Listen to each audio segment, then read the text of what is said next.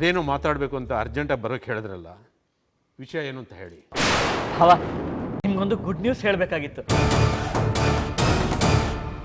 ಫೋನಲ್ಲಿ ಹೇಳಿದ್ರೆ ಚೆನ್ನಾಗಿರಲ್ಲ ಅಂತ ಅನಿಸ್ತು, ಅದಕ್ಕೆ ಮನೆಗೆ ಬರೋದಕ್ಕೆ ಹೇಳಿದೆ.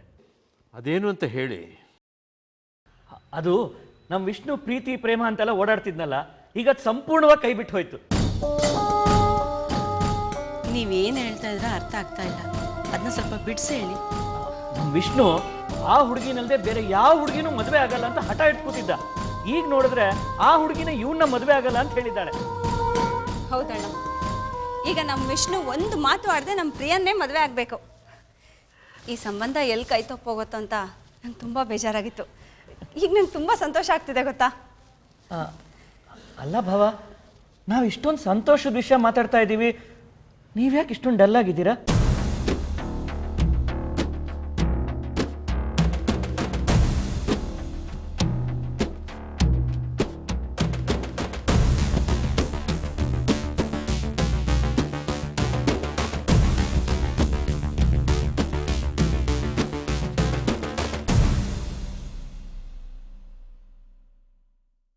ಅಲ್ಲ, ನಾನು ಇಷ್ಟೊಂದು ಸಂತೋಷದ ವಿಷಯ ಹೇಳಿದ್ರೆ ನೀವ್ಯಾಕೆ ಹಾಗೆ ನೋಡ್ತಾ ಇದ್ದೀರಾ? ನನಗೆ ಇದು ಸಂತೋಷ ತರೋ ವಿಷಯನ. ಹಾಂ,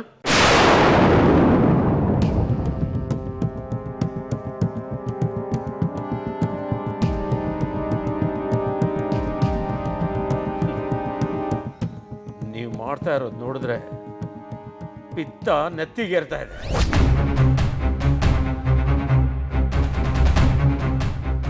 ಯಾಕೆ, ಅಂಥದ್ದೇನಾಯ್ತು? ನನಗೆ ಗೊತ್ತಿಲ್ಲದ ಹಾಗೆ ವಿಷ್ಣು ಪ್ರೀತಿಸ್ತಿರೋ ಆ ಹುಡುಗಿ ಮನೆಗೆ ಹೋಗಿ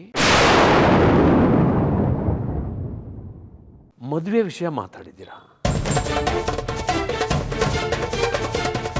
ಅವಳು ಒಪ್ಪಲಿಲ್ಲ ಅಂದಮೇಲೆ ನಮ್ಮನ್ನು ಮನೆ ಕರೆಸಿ ಈಗ ಮದುವೆ ವಿಷಯ ಮಾತಾಡ್ತಿದ್ದೀರಾ.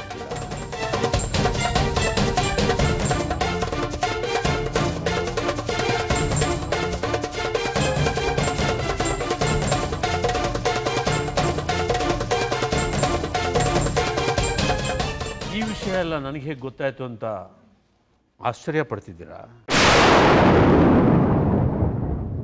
ಹೆಣ್ಣೆತ್ತವ್ರಿಗೆ ಗಂಡನ ಕಡೆ ಅವ್ರ ವಿಷಯ ತಿಳ್ಕೊಡೋದು ಏನೂ ಕಷ್ಟ ಇಲ್ಲ. ವಿಷ್ಣು ವಿಷಯದಲ್ಲಿ ನೀವು ಹೇಳ್ತಿರೋ ಪ್ರತಿಯೊಂದು ಹೆಜ್ಜೆನೂ ನನಗೆ ಗೊತ್ತಿದೆ.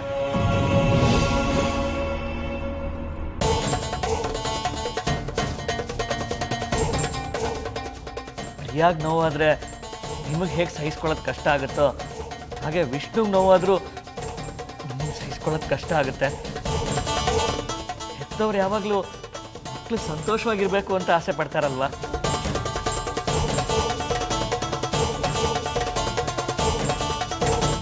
ಅದು ಅಕಸ್ಮಾತ್ ವಿಷ್ಣು ಮನ್ಸು ಬದಲಾಯಿಸಿ ಪ್ರಿಯನ್ ಮದುವೆ ಆದಮೇಲೆ ಚೆನ್ನಾಗಿ ನೋಡ್ಕೊಳ್ದೆ ಹೋದ್ರೆ ಅನ್ನೋ ಯೋಚನೆ ಬಂದು ಹೀಗೆ ಮಾಡಿದ್ವಿ. ಮದುವೆ ಮುಂಚೆ ಯೋಚನೆ ಮಾಡಿದ್ರೆ ಮದುವೆ ಆದಮೇಲೆ ಯೋಚನೆ ಮಾಡೋ ಪರಿಸ್ಥಿತಿ ಬರಲ್ಲ ಅಲ್ವಾ?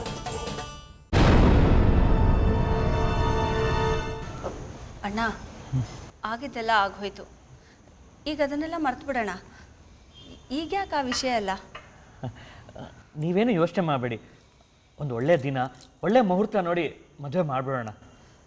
ಹ್ಞೂ ಅನ್ನೋಣ. ಇಷ್ಟೆಲ್ಲ ನಡೆದ್ರು ನಾನು ಈ ಮದುವೆಗೆ ಒಪ್ತಾ ಇರೋದು ಪ್ರಿಯಾ ವಿಷ್ಣುನ ಇಷ್ಟಪಟ್ಟಿದ್ದಾಳೆ ಅಂತ ಮಾತ್ರ. ಮುಂದೇನಾದರೂ ಎಡವಟ್ಟಾದರೆ ನಾನು ಮನುಷ್ಯನಾಗಿರಲ್ಲ. ಹುಷಾರ್. ಅಣ್ಣ, ಆ ಥರ ಏನೂ ಆಗೋದಿಲ್ಲ, ಪ್ಲೀಸ್ ಒಪ್ಕೋ. ಹೌದು, ಆದಷ್ಟು ಬೇಗ ನಿಶ್ಚಿತಾರ್ಥ ಇಟ್ಕೊಂಡ್ಬಿಡೋಣ.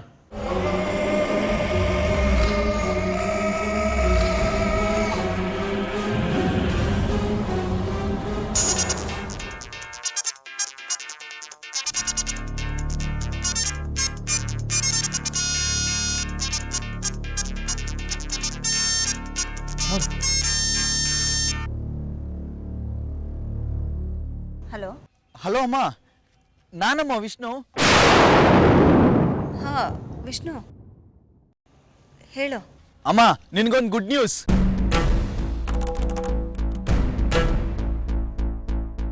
ಮಂದಾರ ನನ್ನ ಮದುವೆ ಆಗೋದಕ್ಕೆ ಒಪ್ಕೊಂಡ್ಲಮ್ಮ.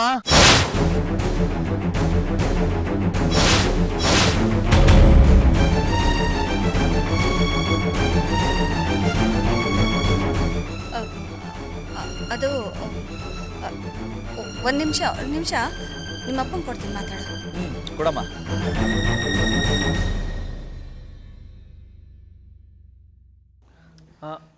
ಹೇಳೋ ವಿಷ್ಣು, ಏನು ವಿಷಯ? ಅಪ್ಪ ನಿಮ್ಗೊಂದು ಗುಡ್ ನ್ಯೂಸ್. ಮಂದಾರ ನನ್ನ ಮದುವೆ ಆಗೋದಕ್ಕೆ ಒಪ್ಕೊಂಡ್ಲು.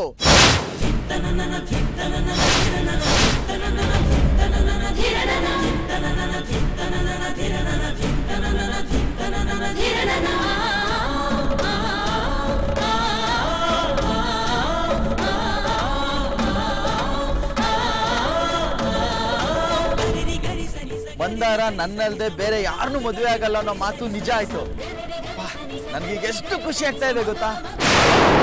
ನೀವೇನಾದ್ರೂ ನನ್ನ ಕಣ್ಮುಂದೆ ಇದ್ದಿದ್ರೆ ಎತ್ಕೊಂಡೊಂದು ರೌಂಡ್ ಹಾಕ್ಬಿಡ್ತಾ ಇದೆ, ಅಷ್ಟು ಖುಷಿ ಆಗ್ತಾ ಇದೆ ಅಪ್ಪ. ಅಪ್ಪ ಈಗ ನೀವು ಈಗಲೇ ಇಮ್ಮಿಡಿಯೇಟ್ ಹೊರಟು ಬನ್ನಿಪ್ಪ. ಅಪ್ಪ ನಾವು ಅವ್ರ ಮನೆಗೆ ಹೋಗೋಣ, ನಾನು ಕಾಯ್ತಾ ಇರ್ತೀನಿ. Okay bye. Vishnu Vishnu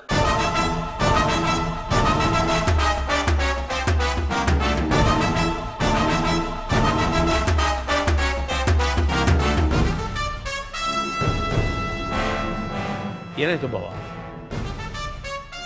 phone ಬರ್ತಿದ್ದಾಗೆ ಇಬ್ಬರ ಮುಖನೂ ಚೇಂಜ್ ಆಗೋಯ್ತು. ಯಾವುದು ಕೆಟ್ಟ ಸುದ್ದಿ ಇಲ್ಲ ತಾನೆ? ಹಾಂ, ವಿಷ್ಣು ಆರಾಮಾಗಿದ್ದಾನ? ಅವನಿಗೇನೂ ಆಗಿಲ್ಲ, ಅವ್ನು ಚೆನ್ನಾಗೇ ಇದ್ದಾನೆ. ಆದರೆ ಅವನಿಗೆ ನಾವು ಚೆನ್ನಾಗಿರೋದು ಇಷ್ಟ ಇಲ್ಲ. ಯಾಕೆ, ಏನಾಯ್ತು?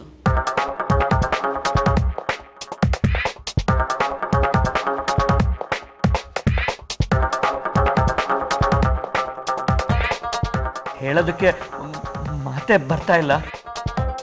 ಆದರೆ ಹೇಳದೆ ವಿಧಿನೇ ಇಲ್ಲ.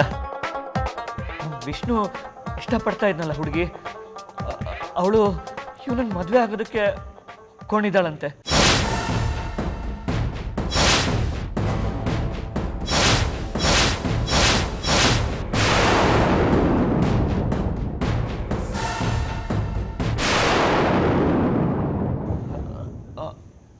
ನಮ್ಮಿಬ್ಬರನ್ನು ಅರ್ಜೆಂಟಾಗಿ ಹೊರಟು ಬನ್ನಿ ಅಂತ ಫೋನಲ್ಲಿ ಹೇಳ್ದ.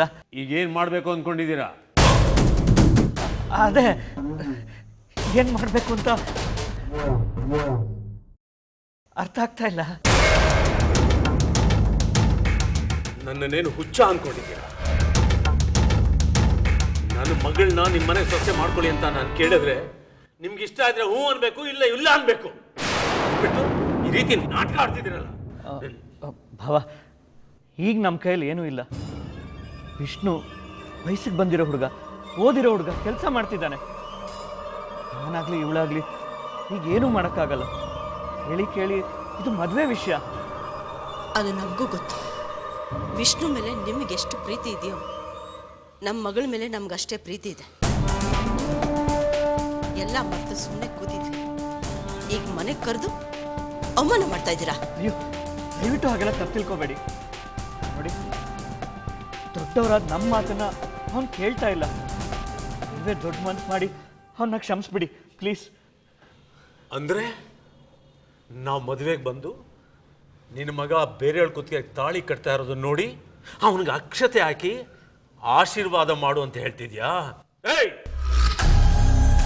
ಅದು ಈ ಜನ್ಮದಲ್ಲಿ ಸಾಧ್ಯ ಅಲ್ಲ. ನಡಿಯೇ. ಬಾಬಾ ಬಾಬಾ ಬಾಬಾ, ನನ್ನ ಮಾತು ಕೇಳಿ ಬಾಬಾ. ಅಣ್ಣ,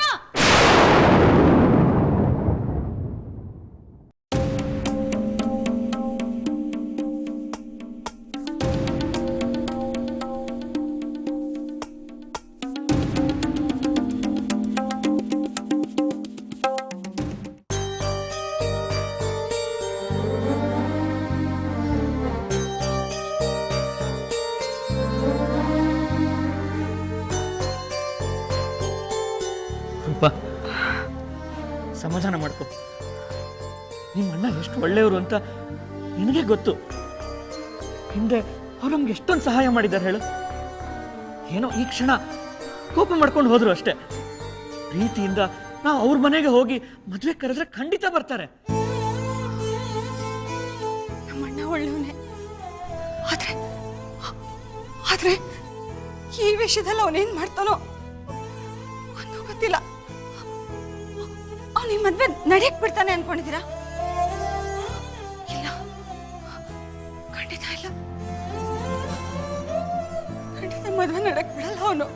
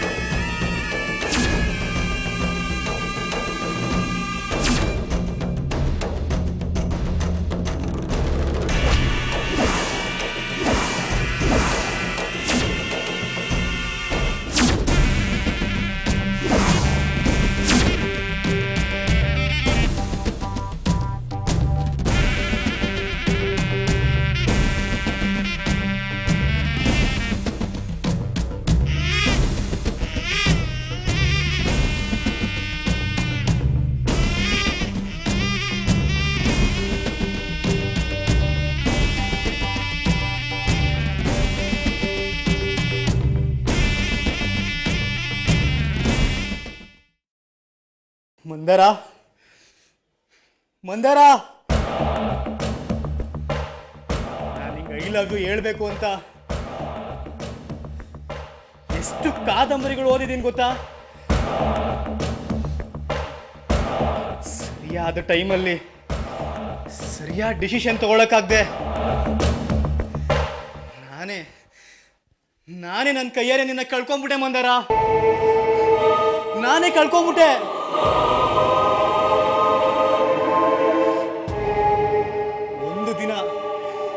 ಒಂದಿನ ನೀನು ಕಾಲೇಜಿಗೆ ಬಂದಿಲ್ಲ ಅಂದ್ರೆ ನನ್ನ ಕೈಯಲ್ಲಿ ತಡ್ಕೊಳಕ್ ಆಗ್ತಿರ್ಲಿಲ್ಲ.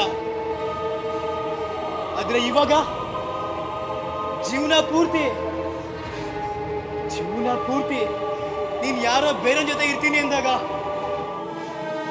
ನಾನು ಹೇಗ್ ತಡ್ಕೊಳ್ಳಿ ಮಂದಾರ?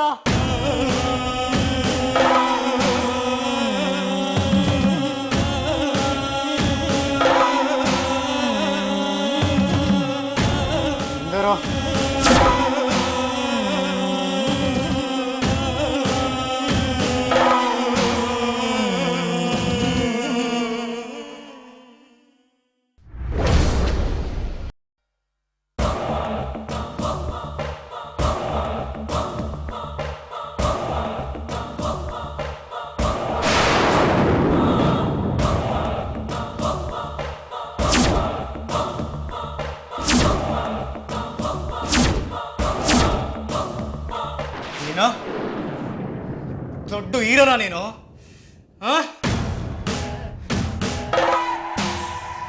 ಇಬ್ರಿಗೂ ಮೀಟಿಂಗ್ ಅರೇಂಜ್ ಮಾಡಿಸ್ತೆ, ದೊಡ್ಡದಾಗಿ ಮೀಟಿಂಗ್ ಅರೇಂಜ್ ಮಾಡಿಸ್ತೇನೋ? ಏನಾಯ್ತು? ಇಬ್ರಿಗೂ ಮದುವೆ ಫಿಕ್ಸ್ ಆಯ್ತು. ಇಡಿಯಟ್ ನೀನು, ಇಡಿಯಟ್ ನೀನು.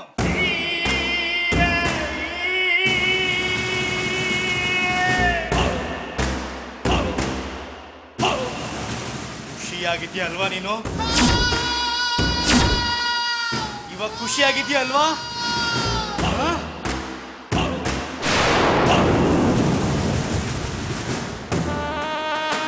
ಇದನ್ನ ಮದುವೆ ಮಾಡ್ಕೊಳಕ್ಕೆ ಸಿಕ್ಕಾಪಟ್ಟೆ ಖುಷಿಯಾಗಿದ್ಯಾ? ಜೊತೆ ಕಾಲೇಜ್ಗೆ ಹೋಗೋಕೆ ನಾನು ಬೇಕಾಗಿತ್ತು, ನಿನ್ ಎಕ್ಸಾಮ್ ಫೀಸ್ ಕಟ್ಟಕ್ಕೆ ನಾನು ಬೇಕಾಗಿತ್ತು, ನಿನ್ ಕಷ್ಟಗಳು ಹೇಳಿದಾಗ ಕೇಳೋದಕ್ಕೆ ನಾನು ಬೇಕಾಗಿತ್ತು. ಆದ್ರೆ ನಿನ್ನ ಮದುವೆ ಮಾಡ್ಕೊಳ್ಳೋಕೆ ನಾನು ಬೇಡ ಅಲ್ವಾ? ಹೇಳು ಮಂದಾರ, ಹೇಳು ಮಂದಾರ, ಹೇಳು.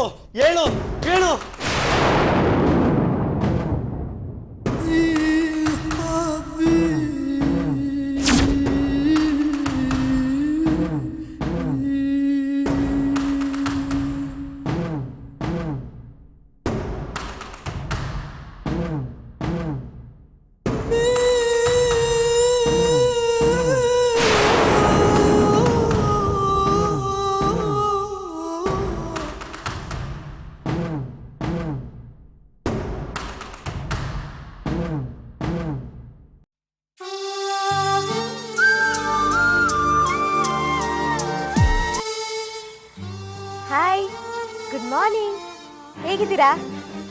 ಹೇ, ನಾನು ಯಾರು ಅಂತ ನಿಮಗೆ ಗೊತ್ತಾಗೋಯ್ತಾ? ಗೊತ್ತಾಗದೇ ಇರುತ್ತಾ? ನೀವು ನನ್ನ ಫಸ್ಟ್ ಟೈಮ್ ಫೋನ್ ಮಾಡಿದಾಗಲೇ ನಿಮ್ಮ ನಂಬರ್ನ ನಾನು ಸೇವ್ ಮಾಡಿ ಇಟ್ಕೊಂಡ್ಬಿಟ್ಟಿದ್ದೆ. ನೋಡಿ, ಇನ್ನೊಂದು ವಿಷಯ, ನೀವು ಹೋಗಿ ಬನ್ನಿ ಅಂತೆಲ್ಲ ಕರಿಬಾರ್ದು. ನೀನು ಹೋಗು ಬಾ ಅಂತ ಕರಿಬೇಕು, ಆಯ್ತಾ? ಓಕೆ, ಹಾಗೇ ಆಗಲಿ. ಹೌದು, ಏನಂತ ಸೇವ್ ಮಾಡ್ಕೊಂಡಿದ್ಯಾ? ಆಗ ಸ್ಟುಪಿಡ್ ಅಂತ, ಈಗ ಭಾವಿ ಪತಿ ಅಂತ.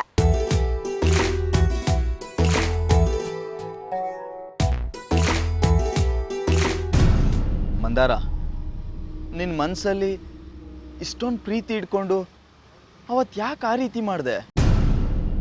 ನನ್ನ ಮನಸ್ಸಿಗೆ ಎಷ್ಟು ನೋವಾಯ್ತು ಗೊತ್ತಾ? ನಮ್ಮ ಅಪ್ಪ ಅಮ್ಮ ಎಷ್ಟು ನೊಂದ್ಕೊಂಡ್ರು ಗೊತ್ತಾ? ಇನ್ಯಾವತ್ತೂ ನಿನ್ನ ಮುಖ ನೋಡಲ್ಲ ಅಂದ್ರು. ಮಂದಾರ, ನನಗೆ ಕೋಪ ಬಂದು ನಿಮ್ಮ ಅಮ್ಮನ ಹತ್ರ ಎಷ್ಟು ರ್ಯಾಶ್ ಆಗಿ ಮಾತಾಡಿದೆ ಗೊತ್ತಾ ಮಂದಾರ? ನೋಡಿ, ಹಳೆದನ್ನೆಲ್ಲ ಕೆದಕ್ಬೇಡಿ ಈಗ. ಆಗ ನನ್ನ ಮನ್ಸಿಗೆ ಆ ಥರ ಅನಿಸ್ತು, ಆ ರೀತಿ ಮಾತಾಡ್ಬಿಟ್ಟೆ. ನಿಮಗೆ ಹರ್ಟ್ ಆಗಿದ್ರೆ ಐ ಆಮ್ ರಿಯಲಿ ಸಾರಿ. ಇನ್ನೊಂದ್ಸಲಿ ಈ ಥರ ಮಾತಾಡೋದಿಲ್ಲ. ಓಕೆ ಓಕೆ, ನಿನ್ನ ಮನಸ್ಸು ಆಗ ಆ ರೀತಿ ಹೇಳ್ತಾ ಇತ್ತು, ಈಗೇನಂತ ಹೇಳ್ತಾ ಇದೆ? ಈಗ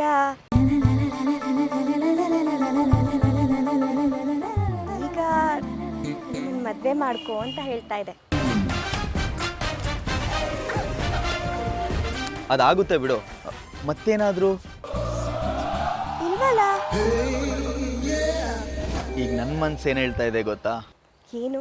ನಾವಿಬ್ರು ಲಾಂಗ್ ಡ್ರೈವ್ ಹೋಗಿ ಅಲ್ಲಿ ಶಾಪಿಂಗ್ ಮಾಡಿಕೊಂಡು ಒಳ್ಳೆ ಹೋಟ್ಲಿಗೆ ಹೋಗಿ ಊಟ ಮಾಡ್ಕೊಂಬರೋಣ ಅಂತ ಹೇಳ್ತಾ ಇದೆ. ಆಯ್ತು, ಆದರೆ ಎಲ್ಲ ಮದುವೆ ಆದ್ಮೇಲೆ ಇಟ್ಕೊಳ್ಳಿ. ಮಂದಾರ ಪ್ಲೀಸ್ ಮಂದಾರ, ಮದುವೆಗೆ ಮುಂಚೆ ಹೋಗೋದೇ ಬೇರೆ, ಮದುವೆ ಆದ್ಮೇಲೆ ಹೋಗೋದೇ ಬೇರೆ. ನೋಡು, ಕದ್ದು ಮುಚ್ಚಿ ಹೋಗೋದ್ರಲ್ಲಿ ಒಳ್ಳೆ ಮಜಾ ಇರುತ್ತೆ. ಪ್ಲೀಸ್ ಮಂದಾರ, ಬಾ ಮಂದಾರ. ಓಹೋ ಹೋ, ಏನು ಸಾಹೇಬ್ರು ತುಂಬಾ ಎಕ್ಸ್ಪೀರಿಯನ್ಸ್ ತರ ಮಾತಾಡ್ತಿದಾರಲ್ಲ. ಅಯ್ಯಯ್ಯೋ, ನೀನು ನಂಬ್ತೀಯೋ ಬಿಡ್ತೀಯೋ, ನಾನು ನೋಡಿರೋ ಮೊದಲನೇ ಹೆಣ್ಣು ನೀನೆ, ಕೊನೆ ಹೆಣ್ಣು ನೀನೆ. ನೋಡು, ಈ ವಿಷಯದಲ್ಲಿ ಮಾತ್ರ ನಾನು ಶ್ರೀರಾಮಚಂದ್ರ ಇದ್ದಾಗೆ. ಏನು, ಒಂದು ಹುಡುಗಿನೂ ಕಣ್ಣೆತ್ ಸಹ ನೋಡಿಲ್ವಾ ನೀವು? ನೋಡು, ನೀನು ಈಗೆಲ್ಲ ಕ್ರಾಸ್ ಕ್ವಶನ್ ಹಾಕ್ಬಾರ್ದು. ಮಂದಾರ ಪ್ಲೀಸ್ ಮಂದಾರ, ಬಾ ಹೋಗೋಣ. ನೋಡು, ನೀನು ಬರ್ತಾ ಇದೀಯಾ, ನಿನ್ನ ಮೀಟ್ ಮಾಡಿಸ್ತೀನಿ ಅಂತ ನನ್ನ ಫ್ರೆಂಡ್ಸ್ಗಳಿಗೆಲ್ಲ ಹೇಳಿದ್ದೀನಿ. ಪ್ಲೀಸ್ ಬಾ ಮಂದಾರ. ನಂಗೆ ಈ ಥರ ಎಲ್ಲ ಮದ್ವೆಗೆ ಮುಂಚೆ ಸುತ್ತಾಡೋದು ಅಂದ್ರೆ ಒಂದು ಸ್ವಲ್ಪನೂ ಇಷ್ಟ ಇಲ್ಲ. ಮತ್ತೆ ಅವತ್ತು ಪಾರ್ಕಲ್ಲಿ ಮೀಟ್ ಮಾಡಿದೆ, ಅದಕ್ಕೇನು ಹೇಳ್ತೀಯಾ? ಆಗ ನಿಮ್ಮನ್ನ ಮೀಟ್ ಮಾಡಬೇಕು ಅಂತ ಬಂದಿರಲಿಲ್ಲ, ಅದೇ ಬೇರೆ ವಿಷಯ. ಅದೆಲ್ಲ ಬಿಡಿ ಈಗ. ಈಗೇನು, ನೀನು ಬರ್ತೀಯೋ ಇಲ್ವೋ? ಪ್ಲೀಸ್ ಬೇಜಾರು ಮಾಡ್ಕೋಬೇಡಿ, ನಾನು ಸ್ವಲ್ಪ ಅರ್ಥ ಮಾಡ್ಕೊಳ್ಳಿ. ನೋಡಿ, ಅವತ್ತು ನೀವು ನನಗೆ ಮಾತು ಕೊಟ್ಟಿದ್ರಿ ತಾನೆ, ನೀನು ಇಷ್ಟಂಗೆ ನಾನು ನಡ್ಕೋತೀನಿ ಅಂತ. ಆಗಲೇ ಮರ್ತೋಗ್ಬಿಟ್ರಾ? ಹೇ, ಹಾಗೇನಿಲ್ಲ. ನೀನು ಕೊಟ್ಟಿರೋ ಮಾತು ನಾನು ಮರ್ತಿಲ್ಲ. ಯಾಕೋ ನಿನ್ನ ನೋಡಬೇಕು ಅನ್ನಿಸ್ತಾ ಇದೆ ಮಂದಾರ, ಅದಕ್ಕೆ ಕಾಲ್ ಮಾಡಿದೆ. ಹಾ ಮಂದಾರ, ಹೇಳೋದೇ ಮರ್ತಿದೆ, ನಮ್ಮ ಅಪ್ಪ ಅಮ್ಮ ಇವತ್ತು ನಿಮ್ಮ ಮನೆಗೆ ಬರ್ತಾ ಇದ್ದಾರೆ. ಅಯ್ಯೋ ಹೌದಾ? ನನ್ಗೆ ಯಾಕೋ ತುಂಬ ಭಯ ಆಗ್ತಿದೆ. ಅಂದ್ರೆ? ಅದು ಅವತ್ತು ಅವ್ರ ಮುಂದೆನೆ ನನಗೆ ಮದುವೆ ಇಷ್ಟ ಇಲ್ಲ ಅಂತ ಎದ್ದು ಹೋಗ್ಬಿಟ್ನಲ್ಲ, ಇವತ್ತು ಮತ್ತೆ ಅವ್ರ ಮುಂದೆನೆ. ಮಂದಾರ, ಎಲ್ಲರ ಥರ ಅಲ್ಲ ನಮ್ಮ ಅಪ್ಪ ಅಮ್ಮ. ನೋಡು, ನನಗೋಸ್ಕರ ಅವ್ರ ಪ್ರಾಣ ಬೇಕಾದರೂ ಕೊಡ್ತಾರೆ, ನೀನೇನು ಟೆನ್ಷನ್ ತಗೋಬೇಡ. ನೋಡು, ನಮ್ಮ ಅಪ್ಪ ಅಮ್ಮ ಬರ್ತಾ ಇರೋದನ್ನ ನಿಮ್ಮ ಮನೆಯವ್ರಿಗೆ ತಿಳಿಸ್ಬಿಡು, ಓಕೆ? ಸರಿ. ಓಕೆ ಮಂದಾರ, ಬಾಯ್, ಟೇಕ್ ಕೇರ್. ಬಾಯ್.